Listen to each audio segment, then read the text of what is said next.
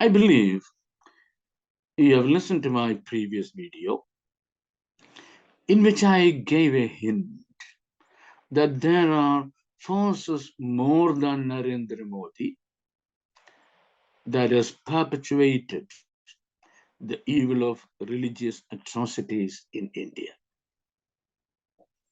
Let us have some glimpse into that, at least.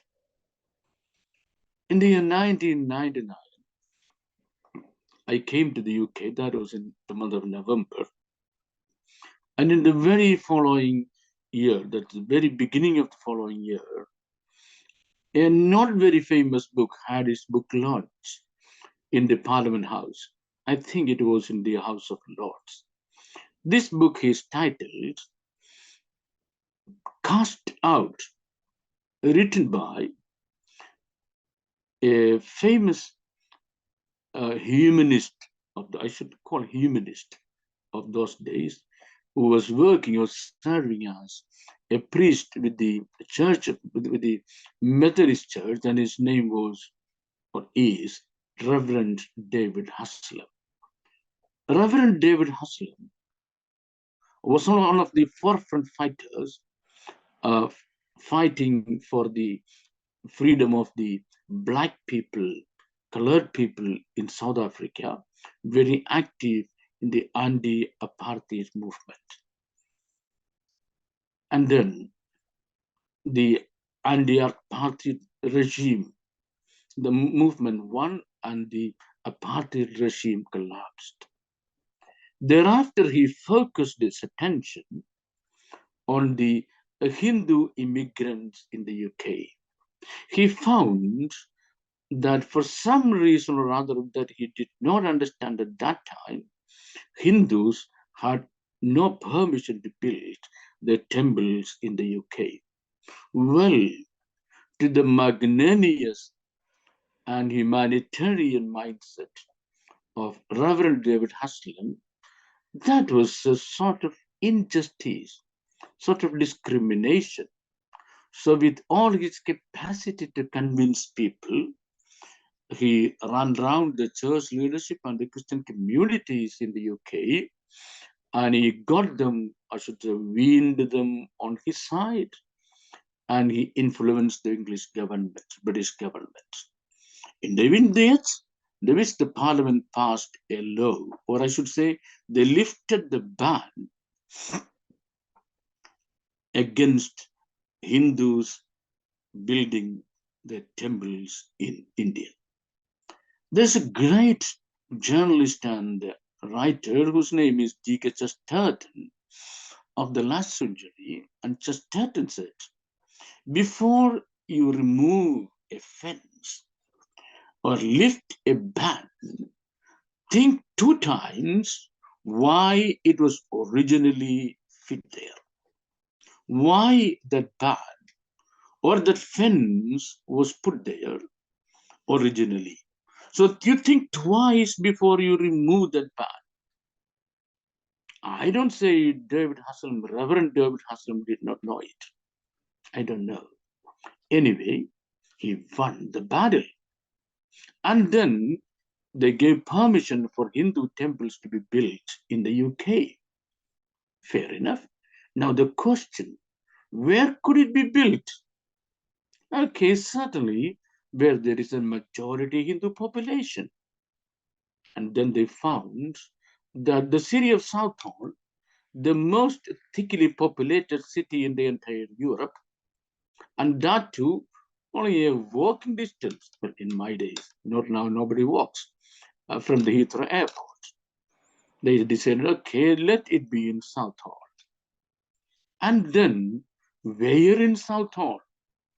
It must be a very prominent place, very, very visible and accessible to the public. So they looked around and they found an old Anglican church building, not very much thronged with hundreds of worshippers every now and then, but rather visited by a very, very short number of people, just a handful of people. And the church building had a beautiful a cemetery graveyard in front of it, which had so many tombstones of bearing the epitaphs of the people who died in the past. Okay, the location fixed. Now the engineers they came and they leveled the graveyard. They unearthed and digged out every bones of the dead ones, threw them away. The ground was leveled and prepared for a beautiful temple to be erected. Very beautiful. Okay, and the Hindu worship started. Look at the magnanimity of the English people. That is what is called, wholehearted acceptance. Wholehearted acceptance. It didn't worry or hurt or bother them. Digging the graveyards of the worshippers of the church building who had toiled and moiled to bring that sort of a construction into existence in that part of the city, and they wanted their dead bodies to be buried there.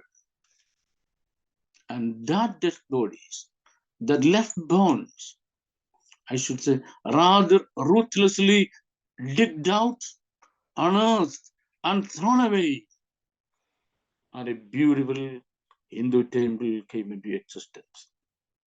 When I say these things, I have a request to my listeners. Please don't think that I'm a religious fanatic. I don't have anything against Hindu religion. I don't have anything against Hindu religion. In the following videos, I may tell you why I don't have anything against Hindu religion. Though my talks may sometimes give you a wrong idea that I'm speaking what you call religious fanaticism. No, I don't have. So the building came into existence. Now, David Haslam had another idea. Okay, now I have won only half of the battle. Why don't I study more about or profoundly into this, I should say, mystic religion, age old, much older than Christianity itself, in front of the high philosophical concepts and theological perspectives of the Hindu religion, if at all there is one. Christianity might look rather very small in front of it. So, Reverend David Haslam went to India. He went as down as possible to Cape Comorin, which is now called Kanyakumari. That had been its original name, though it had been renamed as Cape Comorin during the British reign. And that particular town is very famous for ever so many Hindu temples.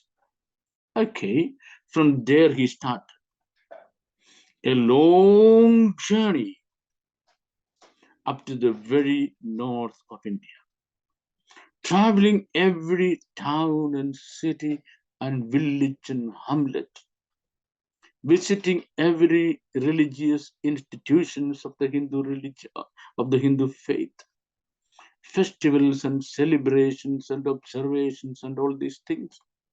So he gathered as much material and information as possible.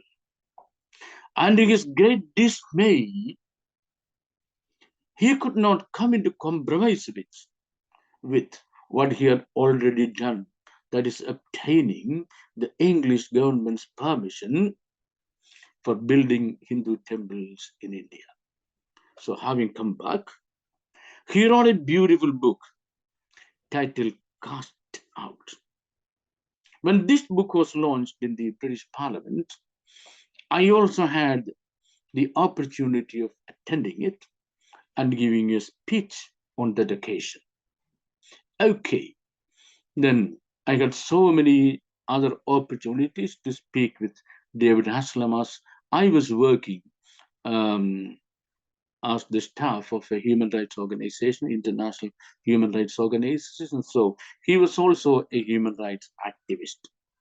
We had to meet together and discuss and talk and exchange our ideas and thoughts on many issues concerning the violation of human rights. Then one day he told me, Babu, I regret doing what I did. I regret obtaining a permission for building Hindu temples in the UK because those days I was ignorant. I did not know what it really is. When I was struggling to obtain permission for something like this, I had no idea what is the truth behind this, what is called Hindu religion. So truth, that's a question. Then what then is truth? What then is truth? What then is the truth behind it? Well, I'm going to discuss it with you in the next video. In the meantime, bye-bye.